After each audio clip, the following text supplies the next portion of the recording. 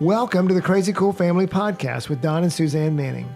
Parents, what if we could give you the power to transform your family into something absolutely amazing? A family where everyone is healthy, gets along, loves Jesus, and has great purpose in life.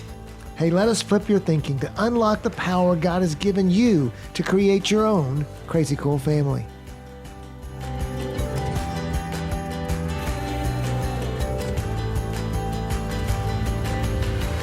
Hey parents, welcome to the Crazy Cool Family Podcast. Don and Suzanne Manning here with episode 72, and you're going to love this. And we have some of our favorite people in the whole world with us, George and Kylee Washington. And Isn't that so cool? We've got George Washington with us, you guys. I remember, and so just a little back, George is African American, and Kylee is Caucasian. And so I remember and when she's George... absolutely beautiful. You're going to wish this was a video. Well, and George is very handsome. George is beautiful as well. So beautiful. But not as beautiful as Kylee. Definitely not as beautiful. Right. I remember meeting George, and he said, "Yes, my name's George Washington." I was like, "Really? Yeah, really? Yeah, absolutely." Yeah. But so we've grown up with the Washingtons known them the last several years. In fact, their youngest son, Andre, and our oldest boy, Michael, practically best friends. You know, I mean, I would go all the way and say definitely best friends. Yes. I think we planned that. Yes, yeah. We actually planned that. Yes, with we met intention. each other and we said they are going to be best friends. Yep. I used to walk into the house and Andre would be there, and I'd be like, "Andre, where's Michael? Oh, he's coming." And I'd be like, Andre, did you get something to eat? Yeah, I've already cooked the pizza. Yeah, whatever. That's Andre. Yes, and so great family, great kids, and they just have a fascinating story that we're going to unpack a little bit here. And it's a mixed race marriage, first of all, but all their kids. And Kylee, on your kids, we'll get to your story in a minute, George. I want to go, but you said your kids, they look African American, but in their experiences, what's happened with them as they have experienced life? When they were little, they were just like everybody else. Yeah. But as they, got older, then society started to kind of put them in a box of being black. Right. At home, we used to tell them that they're a person, not a color. Right. Oh, that's so good. And that's a challenge to live out, I guess, when you go out into a society and they are constantly telling you you're a color. But I think that they've grasped that idea. But yeah, so just a picture of their family and a little background. So George grew up in Chicago. So tell us a little bit about Inner city Chicago. Right. I did. Yeah, I grew up in inner city Chicago. My mom was a single parent. My dad wasn't really in the picture much at all. And she raised me until I was about 16. And then I moved to Nebraska. And my aunt finished. Okay, everybody catch this. Yeah. I mean, he's living in inner city Chicago, moves to the Midwest in Nebraska. And Where they hadn't seen a black person. Yes. Is that what Yeah. you had Yeah. said? I hadn't seen a white person. yeah, Yeah. I hadn't seen. I'd never gone to He Nebraska hadn't before. seen a white, but Yeah. they hadn't seen they hadn't seen a black But, person. Exactly. and remember the bus station, was Yes. bustling in Chicago. Yes. And then In Chicago, we see cows at the zoo. In Nebraska, cows are in every street corner practically. So Yeah, and so Really. and I remember you telling us that you thought all white people spoke Spanish. I did. Yeah, I didn't have a lot of exposure growing up in the inner city, being around white people, but the ones that I did have an opportunity to be around, they all seemed to speak, Spanish. So I just assumed they all did, Yeah. and that wasn't the case, obviously. Kylee, do you speak Spanish? no, Not at all. gracias. Adios. Adios. Done. So and then inner city Chicago, going to Nebraska, so totally different cultures, and literally we were just talking about this before the podcast that you saw a lot of violence. Yes. Yeah, I was about to say, how did you get there?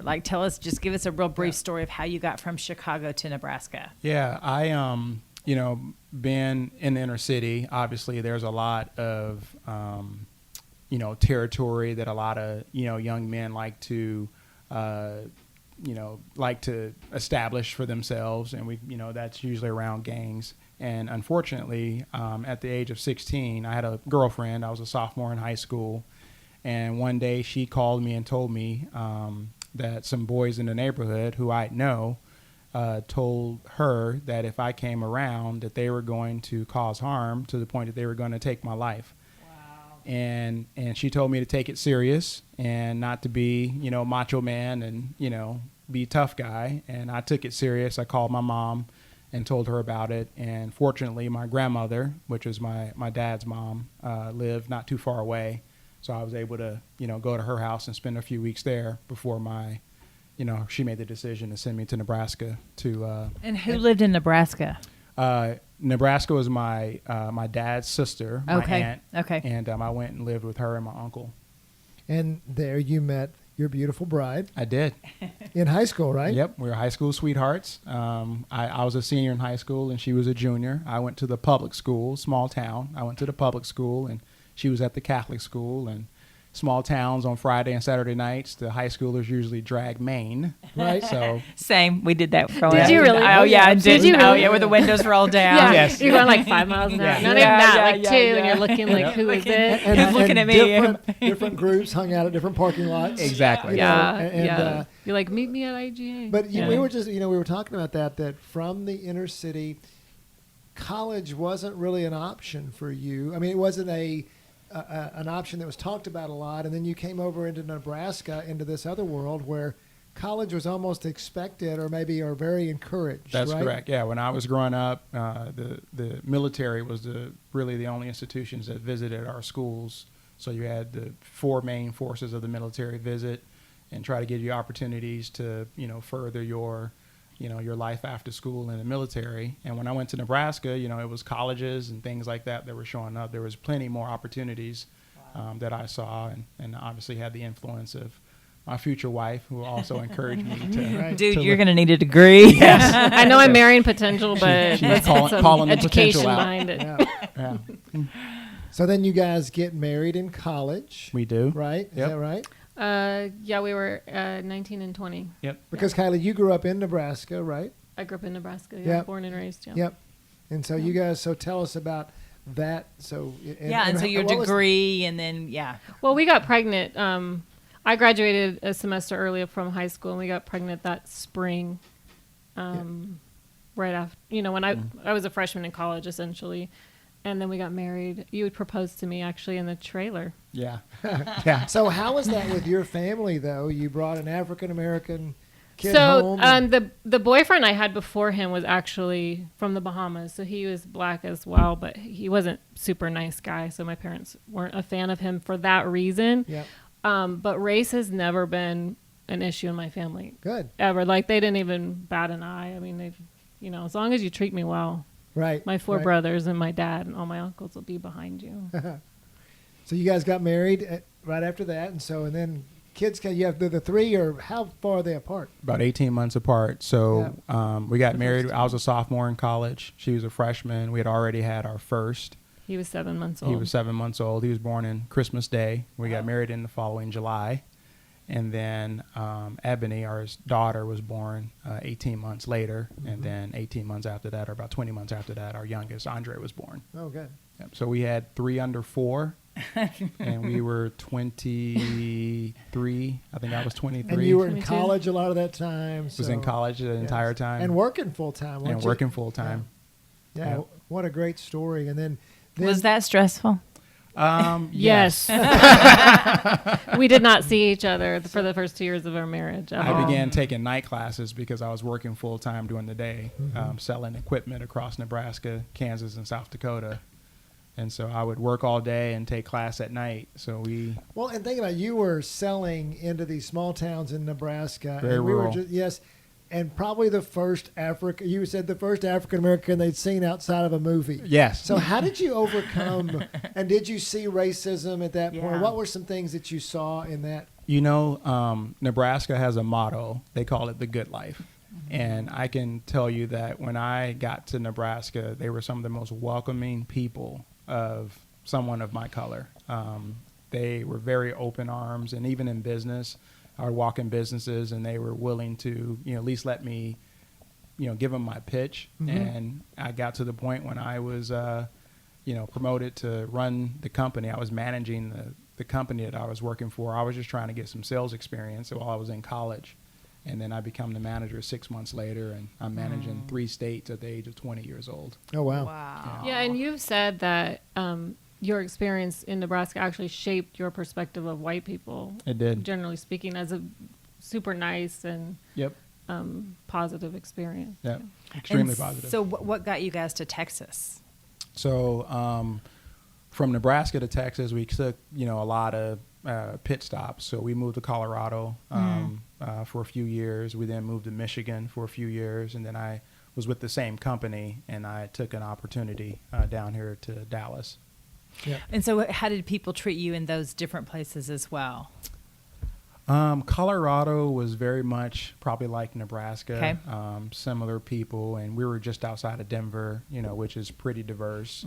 You met some challenges in Colorado because you were with Edward Jones and you were selling and you were knocking door to door, and you said you found that challenging. Yeah, I think the door-to-door sales, I think, is challenging, just because For anybody. Yeah, But I can't, but Yeah. even, yeah, just because it's door-to-door. But for the community, it was very much accepting. Yeah, even the kids' classes were diverse, and Mm-hmm. it was pretty diverse. Michigan wasn't as much, but they were welcoming. Yep. And so then you get to Texas, and you get to the South, and you were in public schools at first, and you said that was a more diverse environment. Was that? Yeah, they were in the Northwest ISD, and it pulls from a whole bunch of areas, and so they had like 600 kids in their class in middle school. Remember that? And it was super diverse at that point. So they just kind of fit in with everybody else.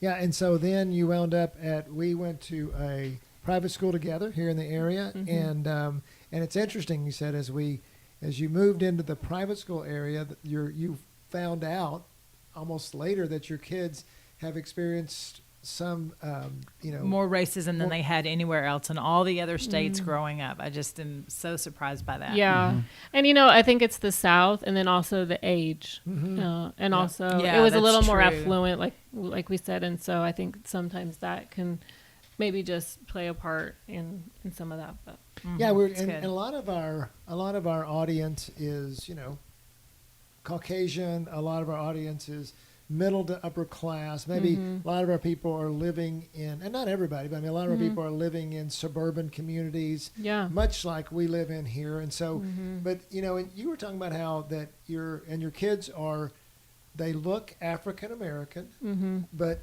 and how they were accepted in the different cultures. So you have the African American culture, as well as the affluent cultures, as well as the normal public schools culture and all that. How tell us about that a little bit. Well, society, as we said earlier, will accept them as being black because they're darker complected. They're kind of a light-skinned black or a dark-skinned white, if you want to say it that Right. way. So when they're around their black friends, they're considered to be somewhat white because they're light. They're not quite as dark. And then when they're around their white friends, they're considered to be black. Did you find that the African American friends had their own form of discrimination, or was it when you say they said they were white, was that a good thing, or was it? I don't know. That was mainly later in life when they went on to college. They began to hang around more African American, but when they were in high school, they didn't have. There weren't any. Well, Ebony Right. did because she was on a track team, and She so did, she was yeah. had a little more diversity in friends. But I don't know that they ever said that their friends said that they were white. They're just called light skinned, and it's like, why are you light? Right, Because your right. parents are white or whatever. Well, and then Kylee, you even said something about in your home and how that was even a dividing point too, and that your kids felt like they had to pick that they were either black or that they were white, but they couldn't. And you're like, no, Yeah. you're both. I mean, you're us. Yeah, You're, because if in our family, in our kids, you don't really have the choice to pick a side because you have to deny one of us to choose. And for them, they have a unique challenge and a beautiful opportunity because they get to stand in the middle that most people don't. And they get to see two sides, and they get to have a voice that's valid because they've experienced it on a very intimate level with two people that are the most important to them, hopefully. That's good. And so, but as a white mom, like I can't fully understand what it feels like to walk around in brown skin, even though I'm sitting here trying to tell them you're not a color, you're a person. And they're like, yeah, but when I walk out of the house, I am. Well, I think it's fascinating how you guys have, you're a white person, but these African American kids better than anyone. You're a great mom, and so you're in their lives, but yet, and even then you said as we've gone through this social justice stuff that's been going on the last few months, you started a dialogue with them and learned a lot of things that you didn't even know about. Yeah. Can you share a little bit of that, of your experiences there? Yeah, I mean, they just, at the school that we were at, I was invited to be on a committee to kind of discuss diversity and things that had happened. And the way I found out what had happened was I actually put in our group text, I'm in this committee. Can you just kind of give me some insight? What should I say? Or do you have any suggestions? And my text blew up. I mean, they were like, well, they said this and this and this. And so who was in the text group? This is our it was our family. So family the group kids, text. Family group just text. kids and G and I. And the kids just started saying, well, they said, they shouldn't say this and the N word and this and that. And I was completely shocked. Yes, wow. Yeah. So I'm going to put you on the spot here. We know the N word, but what are some other things that were said? Because I feel like that sometimes we are caught off guard and we don't even realize it. And so we want to invite you in to educate. And so what are just a couple of the things that your kids said, even in that group text, that you were shocked by, that I too would be shocked by, but might even flippantly say and not even realize it, and then be horrified, like, oh yeah, I see now. Like it's almost like open our eyes. Yeah. I wouldn't say anything was actually not, it wasn't anything you would actually just say in the normal conversation. A lot of it was the N-word. Some of it was like Rosa Parks comments, and like you'll bring up a civil rights leader and just kind of flippantly say, well, you would be such and such and such. Like that doesn't happen. You'd sit in the back of the bus. Yeah, like you sit in the back of the bus. You'd be one of them, or those kinds of things. But not normal conversation. But it messed with them a little bit. They remembered it, and it. And what did you get out of that as you've been processing with them? You said there's some anger there. There's some things that are going on. What are your kids processing that my kids didn't have to process? Yeah. Well, I think they, when you experience things like that, there's a sense of isolation. Like you've been separated from the rest of the class for whatever reason or the other. And so...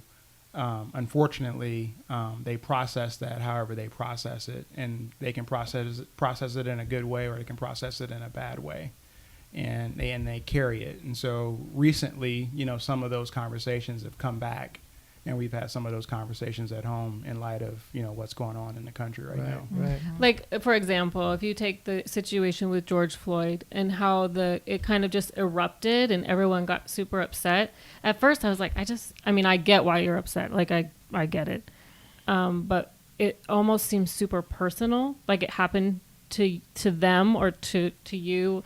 And it's like, why is that? And I just realized it's that trauma of being talked to like that.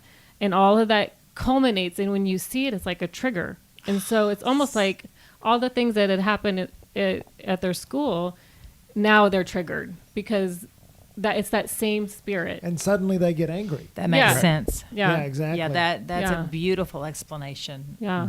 Because I feel like that sometimes I'm sitting here thinking, what happened? I mean, what is going on? What's happening? This feels. Why are we so angry? Yeah, it feels out of proportion. Not that it's not. And so, anyway. Yeah. Yeah. So, but you were talking about too that you are processing with your kids about helping them understand that the other people don't get it either. Yeah. So as a white woman, I always kind of felt like we were a unit. And so it was like everything we do together. The two shall become one. Yeah. You are. Yeah. I got scripture to back me up. Yeah. And in this process, just recently within the last couple of months, I realized, I don't actually get how they feel. Because I actually don't walk around looking like them. And you're living with them every day. Yeah. They came out of me. Like I birthed them. They're half me. And I still can't understand, what does it feel like to walk out of the house Yeah. and Yeah. be looked at like that. Like I never even think about things like that. Well, and for some of our parents, So I good. just want to say it's okay, that it's okay that you don't get it because you don't, but it doesn't mean we shouldn't try to get it. Exactly. And- Educate yourself. Like, Yeah. educate us. That's one of the reasons that we brought George here. George, educate us. Tell us as parents, tell these young parents what it is that we need to be saying and doing to our children right now so that we can change the culture of our country so that a George Floyd situation never happens again and that our kids they're not triggered. I mean, that's I don't want my kid to say or do anything that would trigger Right, yeah. Anyone's kids. Yeah.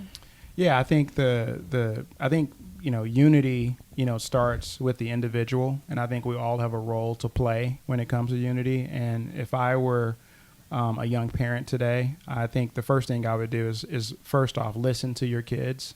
Kids today have many outside influences. They've got their educators talking to them. They've got coaches talking to them. They've got the parents of their friends talking to them.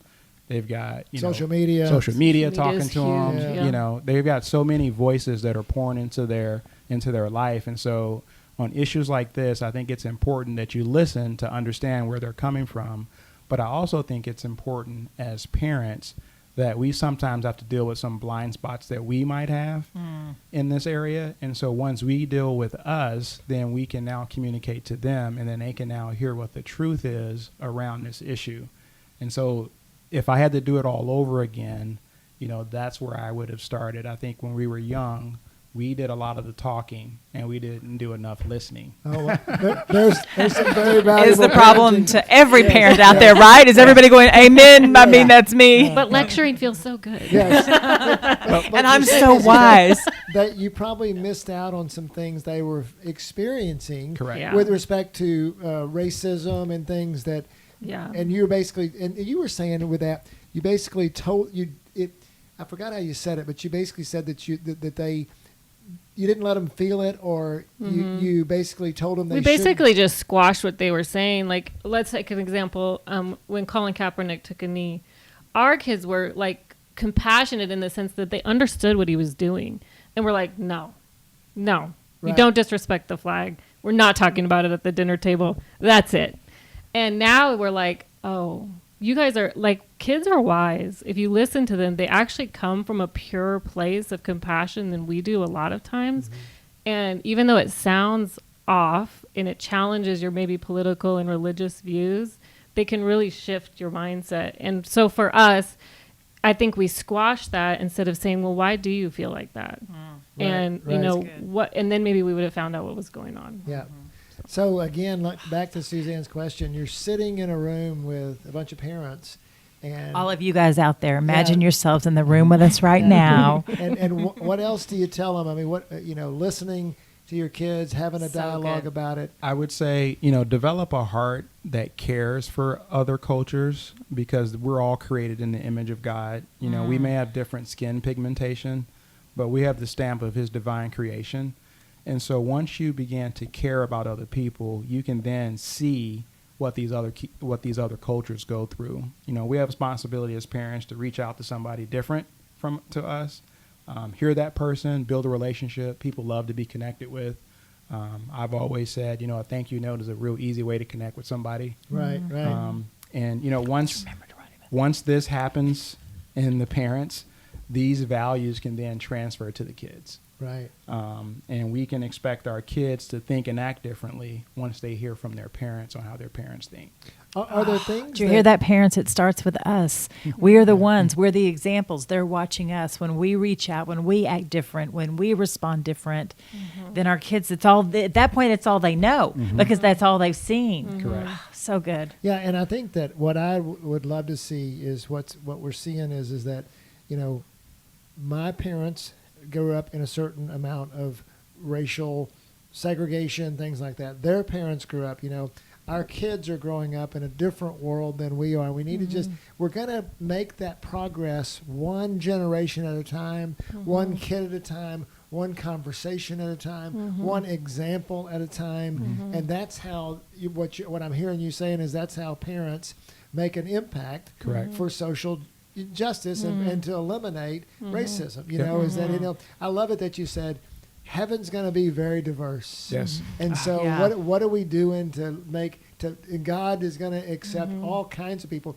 not just racially, but different intelligence levels and different ways people look. Interest. You know, Interest, exactly. yes. And so heaven's going to be a Talent. very diverse place. What are we doing to accept people and love people and be the example of that? And I think, you know, for those that are listening, if you're in a privileged situation yourself, don't necessarily expose your kids to underprivileged other cultures. Yeah, like let's go to a soup kitchen, or let's That's great. That's a really good cause. We do have a And lot you of should do that, you know, yeah. families and kids, but not for and diverse reasons. but experiencing other cultures is not taking them to you know a charity event. You know, experiencing other cultures is really going to schools and learning about what these kids are learning, and finding out things that they do, or maybe even getting your kids involved with a basketball team that maybe looks different. Right, that's than so good. the So it's community. not about looking down and helping down.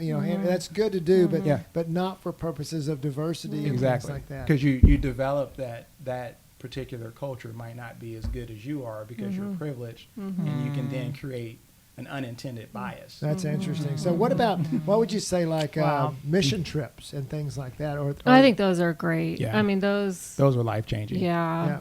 And because they get exposed to other cultures. Just a whole culture, yeah. I think that to his point, I think that it's important to take out the us and them. Like, it's just us. And so good. when you go to a soup kitchen, or you're exposing them to a certain viewpoint all of the time of a certain culture, you're actually creating and molding their perspective on what those people, because kids, you just put the two together, and we all have it. Like, if you go through your own heart and sift through and even ask God to put fingers on, like, where do I have that? Where did I grow up and learn that Black people are this? And just really let him challenge you and bring you to a place where you can find freedom in that area. Because even like George has it, I have it, we all have those areas. And I just think that when you have the kids exposed to friends, like, just have a friend that's a different color, and they're just your friend. We did that. Yeah. And it's funny because some people will seek you out and be your friend because we have had that, and that's honestly feels a little offensive. You're like, we're just normal people. Like, Right. we're not that interesting, A, and B, we're just normal people, Right. So, I don't know. George is pretty cool. Well, he's interesting. Well, and so what would you tell? So It's good. Parents, a lot of my parents that I know that are white feel like we're kind of walking on eggshells right now because what do you say? It feels like that. I compare it to when Suzanne and I are not getting along. Whatever I say might be interpreted a little differently. Or it's just wrong. You just said it wrong. I mean, And that's it. that's Depending it. on- I mean, it doesn't really matter what it is you said. It's wrong. Just say you're sorry. There is Depending no on right. the mood, Yeah. Sometimes I could be. That's a subject for another day. But, I feel like that's a great comparison to how a lot of white people feel right now. It's like, oh my goodness, I don't want to offend, but what if I don't know? It's enlightening, and all this stuff is coming up, and people feel like they are very sensitive. Was there some advice you would give them to what to say and not to say in these, It's really tough to give advice, big picture. But I would say if you began to have friends of different cultures, and you began to do things together. I mean, you have a relationship, you hang out together, you go to dinner, you play games together, you begin to understand them better. I think it will evolve into you understanding that culture, so it won't be what not to do. You'll just know how to interact with that culture just Right. because you've experienced so it. they need to go practice. Right. That's Exactly. good. Well, That's and good. also, we found in this season, a lot of people have reached out to both of us, but specifically you, and said, okay, tell me.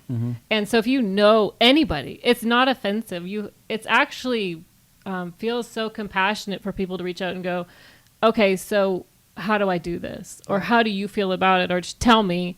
And so if you are a parent listening and you do know someone, even if it's someone not close to you, I can say from us personally, it's not offensive. offensive It's to not. call and say, hey, I don't understand, help me. Help me learn. Yeah. An example, I had a colleague of mine who just built a house in a really nice neighborhood, and him and his wife and his dog was out walking, and they saw a black couple, and his response was, do you live here? Now, it was an innocent question to the black couple from him. He was just trying to meet his neighbor because he was new in the neighborhood. And he said, should I have said that? And I was like, well, I probably wouldn't have worded it that way. Oh, Right. so good. Yeah. You would have said, which house do you live in? Yeah. Like, I mean, I right? would've You said- would have. Or I was how like, long hey, do you live hey, here? How we long have live you- in the neighborhood. You know, how long have you guys lived here? What do you think? I mean, he's wanting to connect, but his question, if I'm the hearer of that question, would assume that, hey, maybe I don't belong here, so that's why you're asking me why, you know, Yeah. where do you live? Yeah, that's so good. That's just one example. Well- That's not an offensive question to ask someone that you've connected to, because you're gonna trust that they're going to, you know, provide you with how they would have interpreted that question. Yeah. Yeah. And take it one step further. If you feel like that would have been your first question, ask yourself why. Mm-hmm. Like, why do I feel that way? And let me clean that up, because your kids are going to become who you are, not what you say. And so you have to become someone who's compassionate about other races for your kids to be. Well, and the thing that just keeps going off in my head that you guys talked about is us and them. And so Yeah. to ask God, that's an us and them statement. I mean, all of it. Is this an us and them question? Is this an us and am I approaching them as an us and them situation? Yeah. And just ask God before you open your mouth, before you say anything. Yeah.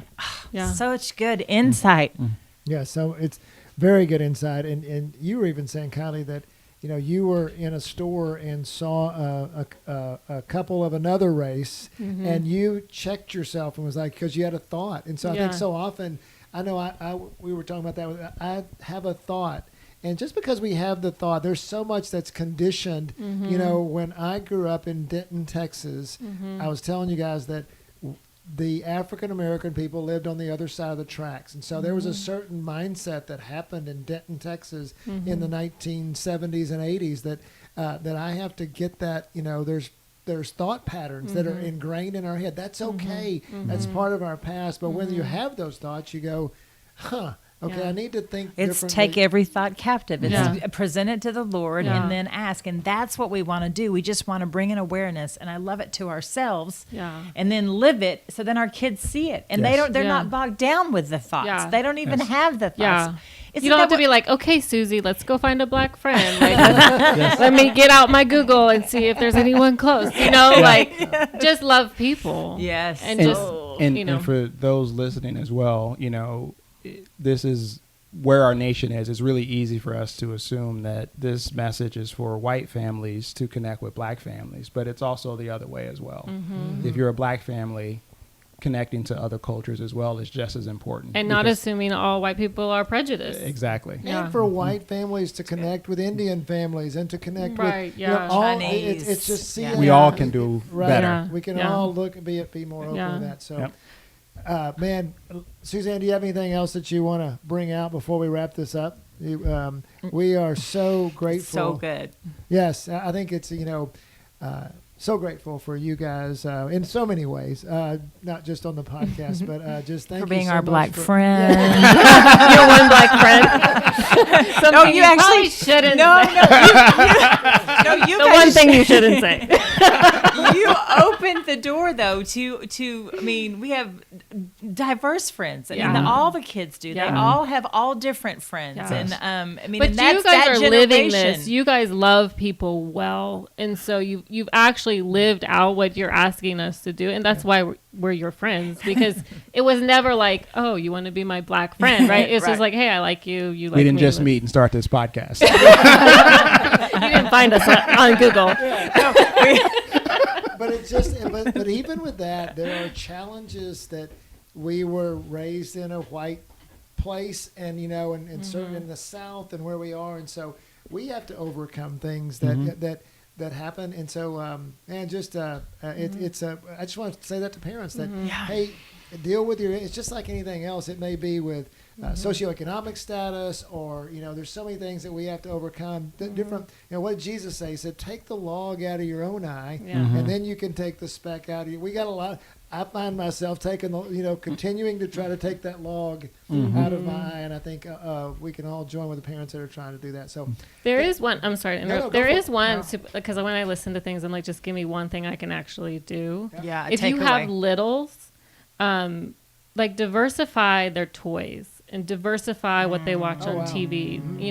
Get dolls that don't look like them. American Girl loves to do the one that looks like you, which we did. But get one that doesn't. Get 2 or 3 or 4 that all look different. And then on TV, find cartoons that have, or shows that have diversity so that they see all different colors and creeds and races all of the time. So it's not abnormal to them. Excellent. Yeah, Excellent practical and advice. we have a lot of parents that have littles, so that's a great parting advice. So anything else? Yeah. Oops. Any other pieces of wisdom? I think we're good. Okay. Yeah. Because that was Cover all gold. Yeah. Well, thanks again, guys. And parents, thanks for listening. Hopefully this will help you to navigate this social justice movement that's coming in. With Just sensitivity. really navigating the anger that's out there and navigating how to deal with it. Whatever race you are, wherever you are, and whatever friendship group you have, man, we just need to keep, I love what you said, George, is we're going to keep loving people, and that's what Jesus wants us to do. So thanks again, guys, and parents, go be crazy. crazycoolfamily.com.